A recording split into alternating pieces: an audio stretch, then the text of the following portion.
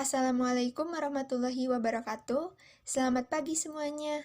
Pada kesempatan ini, kami dari kelompok 7 akan mempresentasikan mengenai teori pengolahan informasi dalam memori manusia dan landasan filosofis serta penerapannya dalam pembelajaran.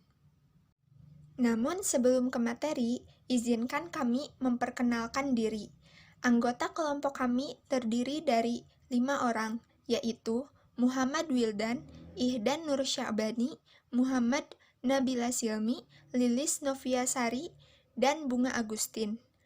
Untuk selanjutnya, penyampaian materi akan disampaikan oleh anggota kami satu persatu. Teori pengolahan informasi disebut juga sebagai pemrosesan informasi. Menurut Robert M. Gagne, belajar dipandang sebagai proses pengolahan informasi. Prinsip dari teori ini yaitu manusia sebagai pemroses informasi. Pemrosesan informasi adalah suatu proses yang terjadi untuk mengolah suatu informasi, memonitornya, menyusun strategi yang berkenaan dengan informasi melalui memori dan cara berpikir. Teori pemrosesan informasi menurut Slavin adalah teori kognitif tentang belajar yang menjelaskan pemrosesan, penyimpanan, dan pemanggilan kembali pengetahuan dari otak. Para peneliti juga berasumsi bahwa pengolahan informasi terlibat dalam semua aktivitas kognitif seperti melihat, merasakan, mengulang, berpikir, memecahkan masalah, mengingat, lupa, dan mencitrakan.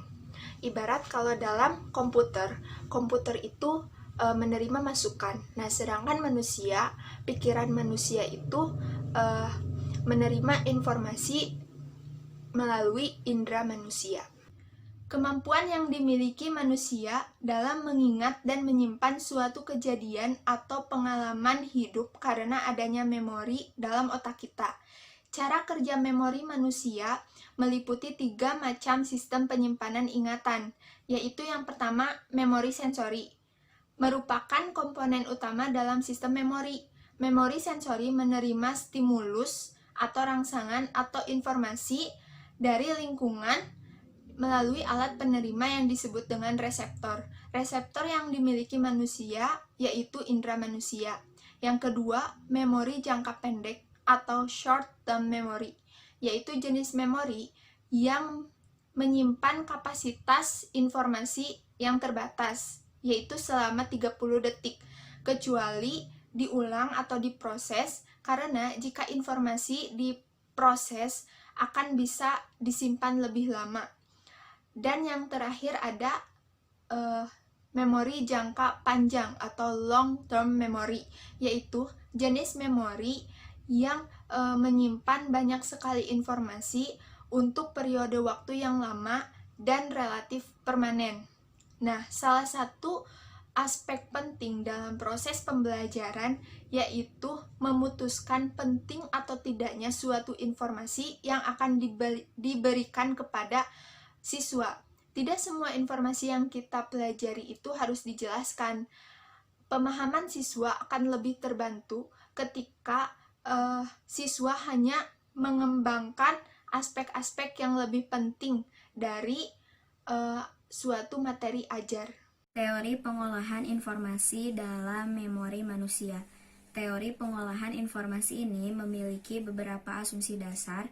Di antaranya itu yang pertama adalah informasi yang tersedia berasal dari lingkungan yang diproses oleh serangkaian sistem pengolahan informasi seperti perhatian, persepsi, dan memori jangka panjang. Kemudian, yang kedua, sistem pengolahan informasi ini mengubah bentuk informasi ke dalam bentuk yang lebih sistematis. Kemudian, yang ketiga, pengolahan informasi ini ditunjukkan untuk mengidentifikasi proses dan struktur yang mendasari penampilan kognitif, yaitu melihat, merasakan, berpikir, mengingat, dan memecahkan masalah. Kemudian, yang terakhir, Sistem pengolahan informasi pada manusia sama dengan sistem pengolahan informasi pada komputer, yaitu saat manusia menerima informasi, maka manusia akan menyimpan informasi tersebut dalam memori dan mengambilnya lagi saat informasi tersebut dibutuhkan. Sehingga dapat dikatakan dalam teori pengolahan informasi ini terdapat pengkodean, persepsi, dan penyimpanan di dalam memori jangka panjang. Komponen belajar teknik pengolahan informasi manusia. Penerapan teori pengolahan informasi dalam belajar ini memiliki 3 tahapan. Yang pertama, perhatian ke stimulus, yaitu pengolahan sistem informasi dalam memori manusia diawali ketika isyarat fisik diterima oleh pencatat sensori melalui indera. Pengolahan perhatian ke stimulus ini terbagi menjadi 2. Yang pertama, pengelolaan informasi secara otomatis, yaitu peran perhatian terhadap hal-hal yang sudah luas diketahui sehingga tidak memerlukan perhatian khusus. Contohnya pada pola perkalian, 1 dikali 10 hasilnya adalah 10. Yang kedua, peranan perhatian untuk mengelola informasi yang memerlukan usaha sadar yang dilakukan secara terkonsentrasi, yaitu untuk mengenal informasi yang bentuknya pola-pola yang belum diketahui atau pola-pola yang baru. Mengode stimulus. Setelah tahap perhatian ke stimulus, dilakukanlah pengkodean sehingga informasi dapat disimpan dan dapat dimunculkan pada waktu lain dengan mudah saat informasi tersebut dibutuhkan. Pengkodean ini terbagi menjadi 2 cara. Yang pertama itu gladi primer atau gladi pelihara, yaitu pengulangan-pengulangan informasi yang ingin diingat. Yang kedua, gladi elaboratif, yaitu mengubah informasi dengan cara-cara tertentu. Yang ketiga, menyimpan dan retrieval. Setelah dilakukan perhatian ke stimulus, kemudian setelah dilakukan pengkodean, tentunya informasi tersebut akan tersimpan dalam memori jangka panjang. Untuk proses penyimpanan ini sangat berkaitan erat dengan informasi sebelumnya. Yang selanjutnya adalah bagaimana analisis teori pengolahan informasi di dalam memori manusia. Teori belajar oleh Jajeni ini merupakan gambaran di dalam otak manusia di saat memproses suatu informasi, yang kemudian si informasi itu akan diolah yang akan menghasilkan suatu output dalam bentuk hasil belajar. Nah, dalam pemrosesan informasi ini akan terpengaruhi oleh 2 faktor, yaitu faktor internal dan faktor eksternal. Faktor internalnya adalah keadaan si individu atau si peserta didik tersebut ketika menerima suatu informasi. Dan untuk faktor eksternalnya adalah lingkungan sekitar yang akan mempengaruhi informasi tersebut masuk ke dalam memori manusia atau ke dalam memori si peserta didik tersebut. Nah, hasil dari pemrosesan informasi ini akan ada dalam bentuk hasil belajar.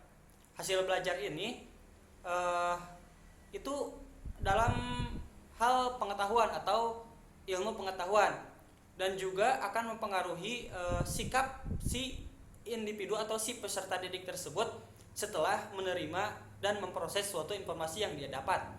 Nah, model pembelajaran informasi ini menitik beratkan pada aktivitas yang terkait dalam kegiatan proses atau pengolahan informasi yang meningkatkan kapabilitas si siswa dalam ketika atau sedang dan melalui proses pembelajaran.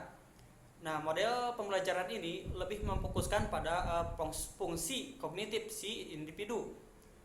Dan model pembelajaran ini berdasarkan teori belajar kognitif, sehingga model tersebut ini berorientasi pada kemampuan si siswa dalam memproses informasi dan hal-hal yang akan mempengaruhi perkembangan si individu tersebut.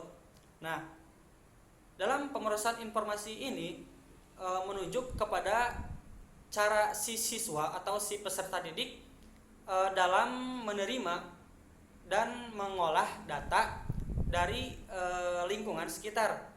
Nah, sehingga model ini berkenaan dengan kemampuan si siswa atau si peserta didik dalam bentuk memecahkan masalah dan dalam kemampuan berpikir produktif, serta berkenaan dengan kemampuan lain seperti kemampuan intelektual umum. Landasan filosofis analisis teori pengolahan informasi dalam memori manusia. Di sini yang pertama ada peranan para filsuf. Filsuf pastinya sangat berperan dalam perkembangan intelijensi yang ada pada manusia. Di antaranya ada filsuf Yunani yang itu Sokrates, Aristoteles, Plato. Sokrates di sini meneliti dengan para muridnya mencoba mengeksplorasi peranan persepsi sensori yang ada pada manusia. Sokrates memberikan tugas kepada murid-muridnya tersebut dalam mencoba untuk mencari tahu bagaimana sistem memori yang ada pada manusia dalam proses pengolahan informasi. Setelah itu Sokrates melihat bagaimana persepsi atau pandangan dari murid-muridnya tersebut terkait dengan tugas yang diberikan, apakah sangat langsung berkaitan dengan materi yang diberikan ataupun ada persepsi lain di mana otak bekerja dengan mengaitkan dengan materi yang lain. Kemudian ada tinjauan epistemologi. Tinjauan ini sebagai dasar dalam pengembangan teori intelijensi, yaitu ada rasionalisme, empirisme, dan juga kritisisme. René Descartes sebagai salah satu tokoh dalam rasionalisme berpendapat bahwa otak adalah sumber dari segala pengetahuan yang dimiliki manusia. Lalu dia juga berpendapat bahwa otak terpisah dari badan, di mana di sini dikenal dengan teori dualisme, di mana maksudnya otak di sini berperan sebagai memori atau sistem yang menggerakkan tubuh manusia yang dikenal dengan sensor motorik. Kemudian ada John Locke. John Locke di sini berpendapat bahwa pengalaman adalah sumber dasar dari pengetahuan. Di sini sudah jelas bahwa hal tersebut sebagai ilmu sosial, di mana pengalaman yang dialami oleh manusia akan menjadi suatu dasar dalam pengetahuan yang akan seorang manusia itu pelajari. Kemudian ada kritisisme, di mana Immanuel Kant itu setuju dengan John Locke bahwa pengalaman adalah dasar dari sebuah pengetahuan yang akan dipelajari oleh manusia. Kemudian ada triarchik teori yang dikemukakan oleh Sternberg, di mana ada 3 poin di sini. Yang pertama ada componential intelligent behavior. Di sini yaitu menjelaskan mengenai mekanisme perilaku intelijensi, di mana ada 3 sub teorinya. Yang pertama ada bagaimana mempelajari sesuatu, kemudian merencanakan dan bagaimana melakukannya. Yang ketiga yaitu melakukan secara nyata. Lalu yang kedua ada experiential intelligent behavior. Sini menjelaskan bagaimana suatu saat ada tugas ataupun dalam situasi tertentu, konsep intelijensi perilaku secara konseptual tidak intelligence, di mana dimaksudkan intelijensi itu akan muncul pada saat seseorang dihadapkan pada kondisi lingkungan yang baru. Dan yang terakhir ada contextual intelligent behavior. Sini ada 3 poin, yaitu bagaimana seseorang memilih lingkungan yang baru, kemudian bagaimana seseorang berproses dalam lingkungan tersebut secara optimal, dan yang ketiga bagaimana seseorang tersebut membentuk lingkungannya menjadi suatu faktor pendukung dalam keterampilan dan juga minat yang dimiliki. Landasan filosofi perspektif psikologi kognitif. Inti dari perspektif kognitif yang diwakili oleh triarchik teori yang dikemukakan oleh Sternberg menjelaskan bahwa sistem informasi yang berupa input dibawa ke otak yang terjadi aktivitas yang melibatkan memori, pengetahuan, dan juga pemecahan masalah sehingga dihasilkan output. Di sini berarti dapat disimpulkan bahwa landasan filosofi ini landasan filosofi empirisme, di mana empirisme sendiri yaitu metode yang digunakan yang menggunakan panca indera sebagai sarana dalam mencari pengetahuan. di mana pengalaman sebagai faktor utama dalam mencari pengetahuan tersebut. Di sini saya akan menjelaskan tentang implikasi penerapan teori pemrosesan informasi dalam proses belajar mengajar. Salah satu desain pembelajaran yang dapat digunakan dalam proses belajar mengajar adalah pemrosesan informasi. Teori pemrosesan informasi ini memandang aspek lingkungan memegang peran penting dalam belajar. Teori pemrosesan informasi sebagaimana dijelaskan oleh Barnes tahun 1996, belajar sebagai upaya untuk memperoleh, memproses, dan menyimpan informasi melalui memori jangka pendek dan memori jangka panjang. Dalam hal ini, belajar terjadi secara internal dalam diri peserta didik. Model belajar pemrosesan informasi ini sering disebut dengan cognitive information processing karena ada 3 struktural sistem informasi. Yang pertama, long-term memory, yang secara potensial tidak terbatas kapasitasnya hingga mampu bisa menampung informasi yang sudah dimiliki oleh siswa. Kelemahannya itu betapa sulitnya mengakses informasi yang sudah ada di dalamnya. Yang kedua, working memory, pengerjaan atau informasi berlangsung di working memory, dan di sini berlangsung berpikir yang sadar. Terus kelemahan working memory ini sangat terbatas kapasitas isinya dan memperhatikan sejumlah kecil informasi secara serentak. Terus yang ketiga, sensor atau intake register. Informasi ke sistem melalui sensor register tetapi hanya disimpan untuk periode yang terbatas. Agar tetap dalam sistem, informasi ini masuk ke dalam working memory yang digabungkan dengan informasi di long-term memory. Bila ada yang ingin ditanyakan, silahkan cantumkan pertanyaan rekan-rekan melalui grup WhatsApp. Terima kasih atas perhatian rekan-rekan dan mohon maaf bila banyak kesalahan. Sekian dari kami. Wassalamualaikum warahmatullahi wabarakatuh.